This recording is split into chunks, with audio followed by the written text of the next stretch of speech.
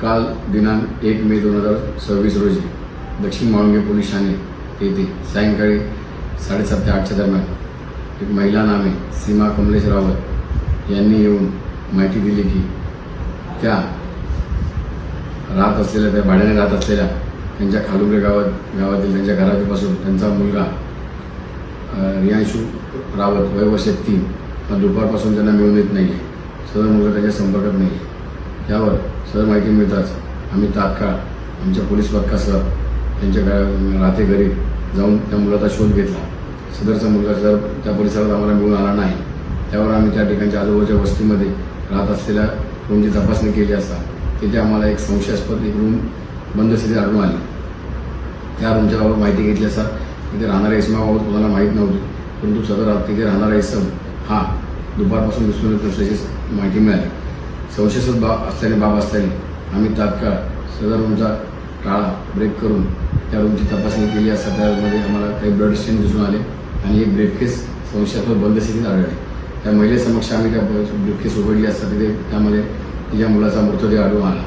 त्याची तपासणी केली असता त्याच्या गळ्यावर वार असल्याचे व त्याच्यावर लैंगिक अत्याचार केले असल्याचे दिसून आले. यावर आम्ही तात्काळ ती महिला नामे सीमा रावत हिची फिर्याद दाखल करून गुन्हा रजिस्टर क्रमांक 351/26 BNS कलम 103 व पोस्को कलम 406 प्रमाणे आम्ही तात्काळ गुन्हा दाखल केला.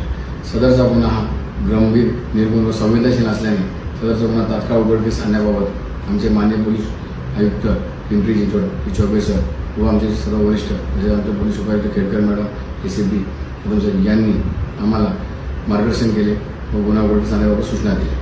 त्या अनुषंगाने आमच्या तपास पथकाचे पोलीस निरीक्षक देवडे, API पुल्ली व आमचे तपास पथक यांनी ज्या इसमाच्या रूममध्ये तो मुलगा आढळून आला होता त्या इसमाबाबत तिथे कोणतीही माहिती मिळून येत नव्हती.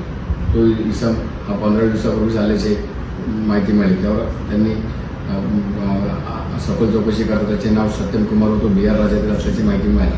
तर अथक परिश्रम करून आमच्या पथकाने तेथील CCTV तपासून तांत्रिक विश्लेषण करून सदरचा इसम हा आज रोजी BR राज्यात पळून जात असल्याची व तो पुन्हा स्टेशनात इथे असल्याची माहिती मिळवली.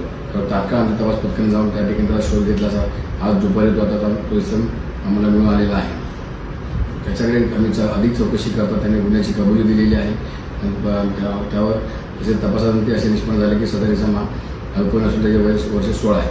त्यावर आम्ही सदर गुन्ह्या तपासात पुढील योग्य ती कायदेशीर कारवाई करीत आहोत.